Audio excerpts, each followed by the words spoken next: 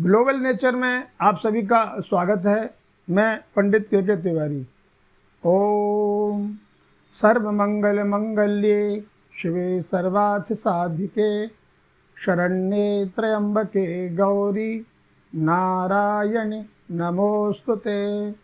हे जगत जननी मैया, सभी जीवों पर कृपा रखना, दया रखना, सभी के घर में मंगल रखना, सभी के यहाँ कुशलता रखना, यही हमारी आपसे प्रार्थना है। आज हम चर्चा करेंगे मेष राशि के अगस्त महीने के भविष्य फल के बारे में। मेष राशि राशि चक्र की प्रथम राशि है। मेष राशि के स्वामी मंगलदेव हैं।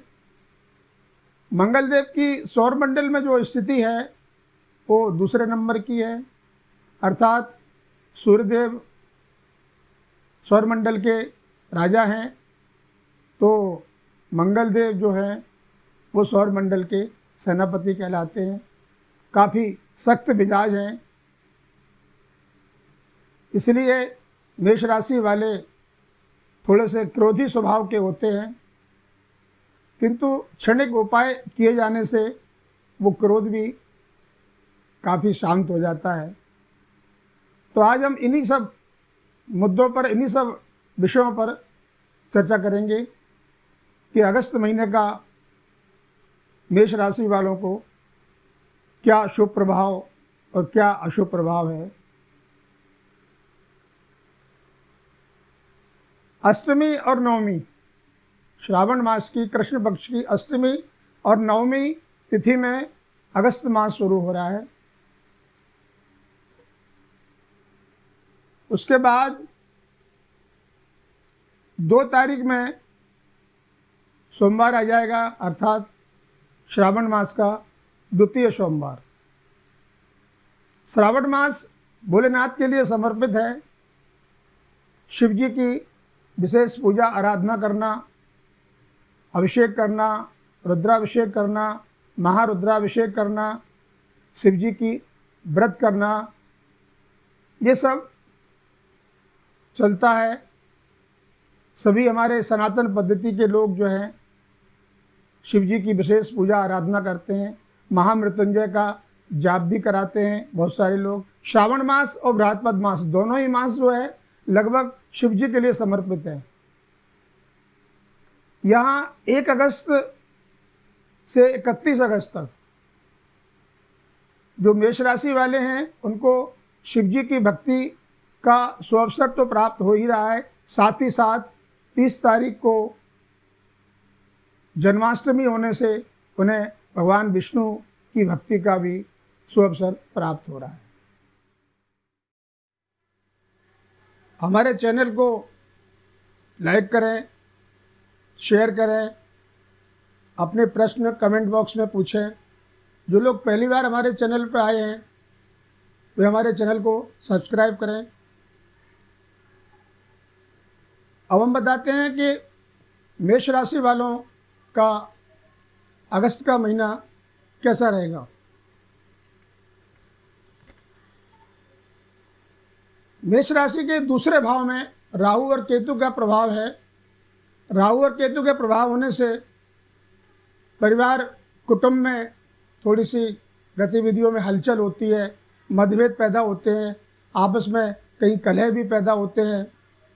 ऐसे में आपको सावधानी बरतनी है, अपने क्रोध पर नियंत्रण रखना है और कटु वचन बोलने से बचना है। उससे जो अनिष्ट होने की संभावना है उस पर नियंत्रण आएगा। जो तीसरा भाव है उसका स्वामी अभी चतुर्थ भाव में है।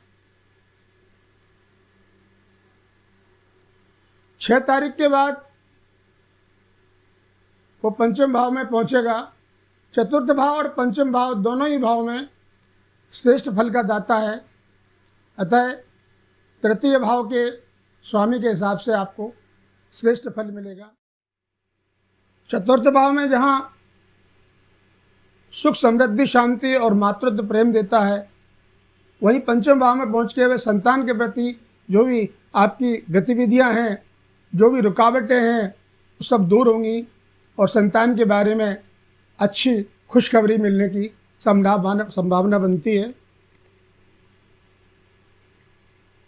पंचों भाव में आ जाएं, मंगल, सूर्य और गुरु तीनों विद्यमान रहेंगे। 16 तारीख से सूर्य भी पहुंच जाएंगे।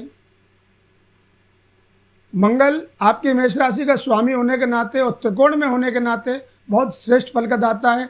खासकर संतान के बारे में और पितृत्व प्रेम अर्थात पिता और पिता के समकक्ष लोगों का जो प्रेम है, स्नेह है, आशीर्वाद है, वो आपको निरंतर मिलेगा, अच्छा मिलेगा। उससे आपकी गतिविधियां आगे बढ़ेंगी। आपका कार्य, व्यवसाय, रोजगार, उसमें भी आपको लाभ मिलेगा। षष्ठम भाव में अभी शुक्र जो है पंचम भाव में है। 10 तारीख के बाद शुक्र जो है वो षष्ठ भाव में पहुंच जाएगा। सामान्य सा फल है, सौंदर्य और कार्य व्यवसाय के लिए आपको श्रेष्ठता देता है। शत्रु जित आपको बनाता है। आपके शत्रु जो भी गतिविधि करेंगे उन पर नियंत्रण रखता है। सप्तम भाव का स्वामी होने के नाते जो विवाह संबंधी आवश्यक कार्य हैं, ये विवाह संबंधी जो चर्चाएं हैं, उनमें थोड़ी सी रुकावट देता है। इसलिए इस महीने में विवाह संबंधी चर्चा या विवाह संबंधी गतिविधियां ना करें, उनको रोक के रखें आगे अच्छे आने वाले समय के लिए। अष्टम भाव में राहु और केतु का प्रभाव होने से हल्का फुल्का स्वास्थ्य पर असर आ सकता है। थोड़ा सावधानी बरतें और राहु केतु के संबंध में हल्के फुल्के उपाय जो वीडियो के अंत में हम आपको बताएंगे उनको करें।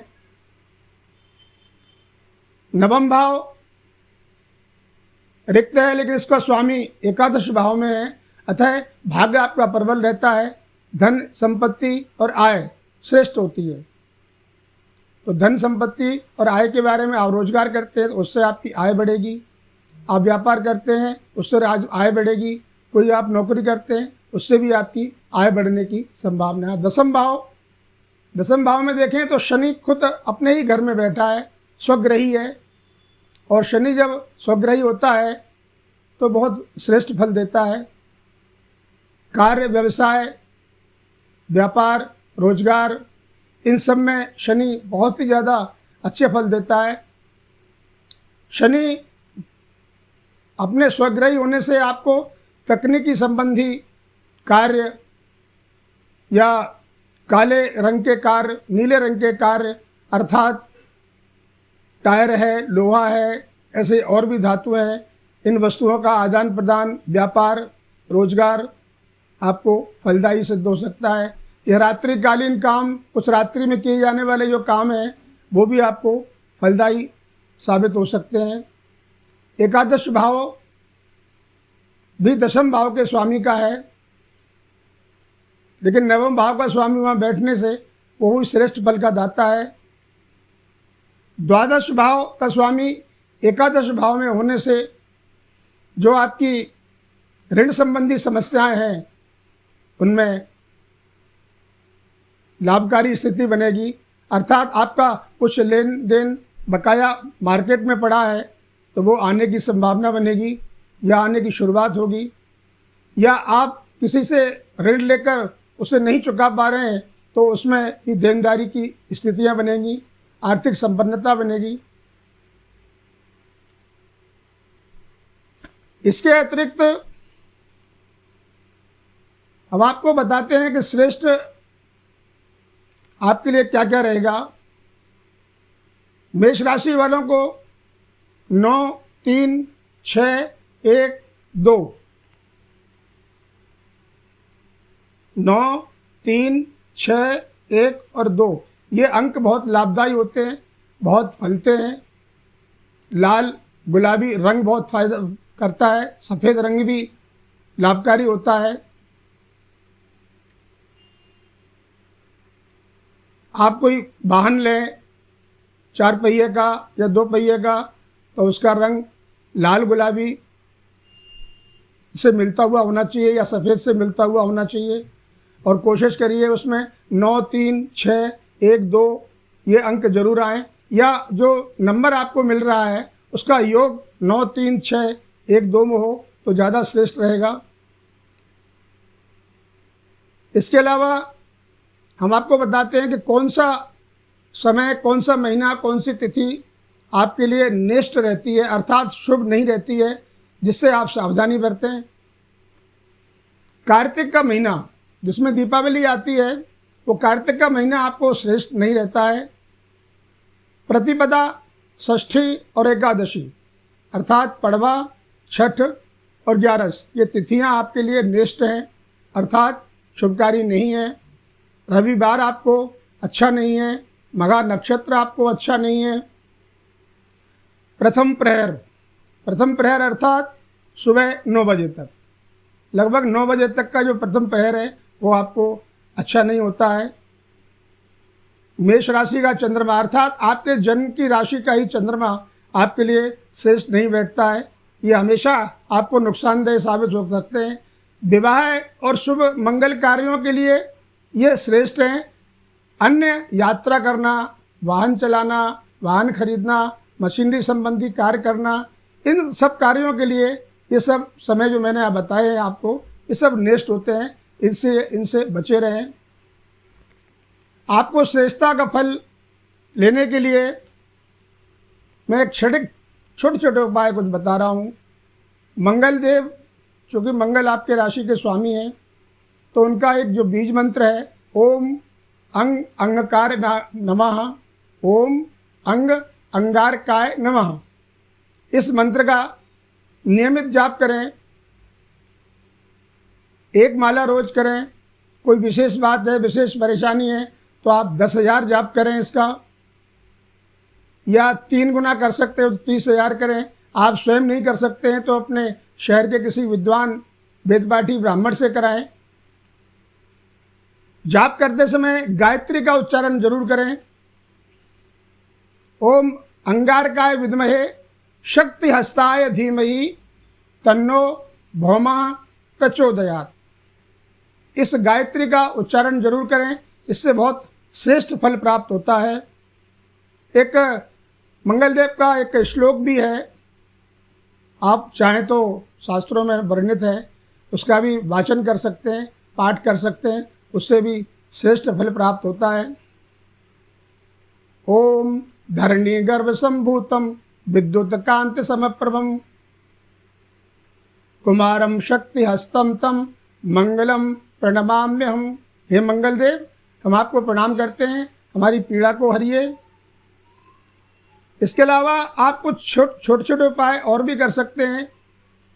लाल वस्तुओं का दान कर सकते हैं। मसूर की दाल है, लाल कपड़े हैं, या लाल से संबंधित गेहूं भी लाल होता है, गुड़ भी लाल होता है। मंगलवार को हनुमान जी की पूजा अर्चना करें, उनको देशी घी में चोला चढ़वाएं।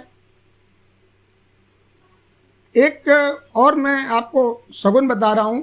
लाल कपड़े में एक हल्दी की गांठ, एक सुपारी की गांठ, थोड़ी सी मसूर की दाल, थोड़े से चावल और कुछ उसमें पैसे, ये एक हल्के लाल कपड़े में बांधकर बहते हुए पानी में बहाएं।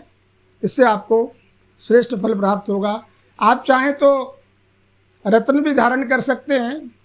वैसे रत्न भी श्रेष्ठ होता है, लेकिन रत्न धारण कराने से पहले मैं आपको सलाह दूंगा, आप किसी विद्वान ज्योतिषी से अपनी कुंडली का विश्लेषण करवा लें, क्योंकि कुछ रत्न ऐसे होते हैं जो मारक प्रभाव देते हैं, तो आपको श्रेष्ठ फल मिलने के बजाय नेष्ट फल मिले। इसलिए मैं आपको ये सलाह दूंगा कि आप अपने शहर के किसी ज्योतिषी से अपनी कुंडली का विश्लेषण करवा दें, अथवा हमसे संपर्क करें। डिस्क्रिप्शन में हमारे मोबाइल नंबर दिए जा रहे हैं, स्क्रीन पर भी हमारे मोबाइल नंबर दिए जा रहे हैं, आप चाहें तो इन नंबरों पर संपर्क कर सकते हैं।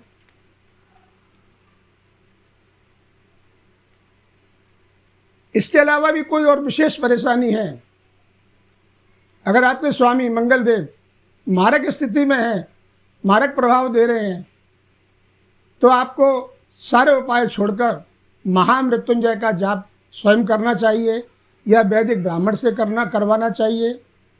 अपने शहर में वैदिक पाठी ब्राह्मण जो हैं उनसे संपर्क करें। अगर आपको संपर्क नहीं बन पा रहा है तो आप हमसे संपर्क करें, हम इसकी व्यवस्था बनाएंगे। इससे आपको जो मारक प्रभाव का जो आपको दृष्टिगोचर हो रहा है, मारक प्रभाव से जो आपको पीड़ा हो रही है तन मन या धन की, तो सारी पीड़ाएं आपकी दूर हो जाएंगी। इति शुभम।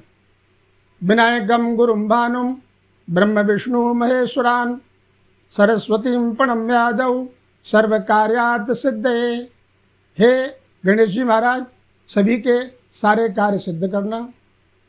ओम नमः शिवाय। ओम नमो भगवते वासुदेवाय।